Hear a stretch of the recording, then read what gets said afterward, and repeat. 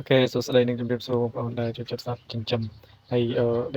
នេះកូនរលកបងប្អូនកូនរលកហើយជារលកទ្រាំងបងប្អូនរលកទ្រាំងហើយរលកនេះគឺខ្ញុំសុំពីក្មេងៗយកមកទេនឹងពួកគាត់នឹងយកមកពីណាទេហើយឃើញខ្ញុំឃើញទូចពេកហើយណាមួយខ្ញុំធ្លាប់មានបទពិសោធន៍ធ្លាប់យកកូនទូចហ្នឹងមកបញ្ចុកចំណីចឹងម្ដងទៅក៏វារស់បងប្អូនវារស់ហើយធំពេលវាចេះហើរខ្ញុំក៏បលែងឲ្យវាហើរទៅអញ្ចឹងទៅខ្ញុំឃើញក្មេងៗគាត់យកមកទៅក៏ណាត់ឃើញពួកគាត់ហ្នឹងយកទៅចុកបាយ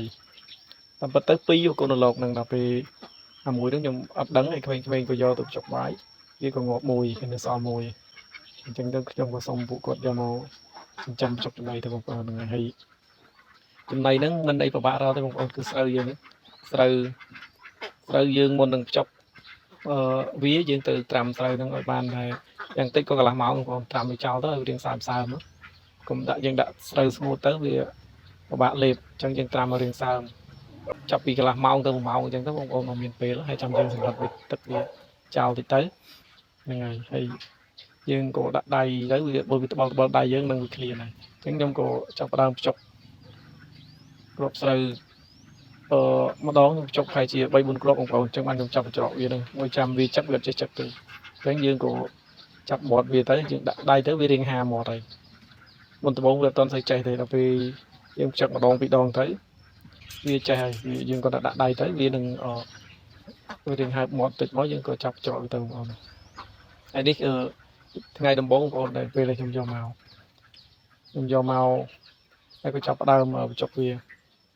ខ្ញុំទុករៀងយូរដែរបងប្អូនចូល3 4ម៉ោងបានខ្ញុំចុកហើយមួយទៀត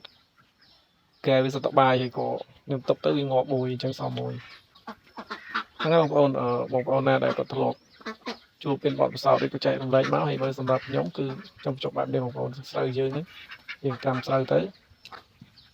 ហើយក៏យើងយកមកច្រកវាទៅខ្ញុំច្រកម្ដងចាប់ពី3គ្រាប់ទៅ4គ្រាប់បងប្អូនហើយបងប្អូនធ្វើដូចខ្ញុំទៅពេលដែលបើសិនជាបងប្អូនជួបឬបានដឹងយកទៅណាបងប្អូនអាចសាកបងបានទីសัตว์ប្រហែលជាមកយើងយកប៉ុណ្ណេះមកប្រហែលជាមួយសប្តាហ៍ទេបងប្អូនវាអាចនឹងចេះចឹកចំណីខ្លួនឯងហើយនេះថ្ងៃខ្ញុំចុកថ្ងៃទី1បងប្អូនហ្នឹងបងប្អូនអាចសាកបងបានបើសិនជាមានកូនសត្វវាចូលមកពីស្បប់ឬក៏ជួបវិញគាត់យកមកដូចខ្ញុំអញ្ចឹងអាចសាកបងបានបងប្អូនធ្វើបែបហ្នឹងទៅវាអត់ងាប់ទេបងប្អូនហើយយើងយកវាទៅដាក់នៅក្នុងប្រអប់អីរៀងហប់តិចមកយើងកុំដាក់វាក្នុងត្រង់ខាលវាពួកវានៅងាយនៅឡើយបងប្អូនបើសិនជាចូលចិត្តវីដេអូរបស់ខ្ញុំកុំភ្លេចជួយ Subscribe ជួយ Share ជួយ Like ទៅខ្ញុំម្នាក់មួយផងដើម្បីបានវីដេអូថ្មីៗទៀតបងប្អូនអរគុណសម្រាប់បងប្អូនដែលតែងតែគាំទ្រវីដេអូរបស់ខ្ញុំហើយកុំភ្លេចជួយចុច Like ចុច Share Subscribe ម្នាក់មួយបងប្អូនអូខេហ្នឹងហើយបងប្អូនខ្ញុំអាចកាត់ពេលតាមដានវីដេអូខ្ញុំដល់ចប់កុំភ្លេចខ្ញុំនឹងមានវីដេអូក្រោយៗទៀត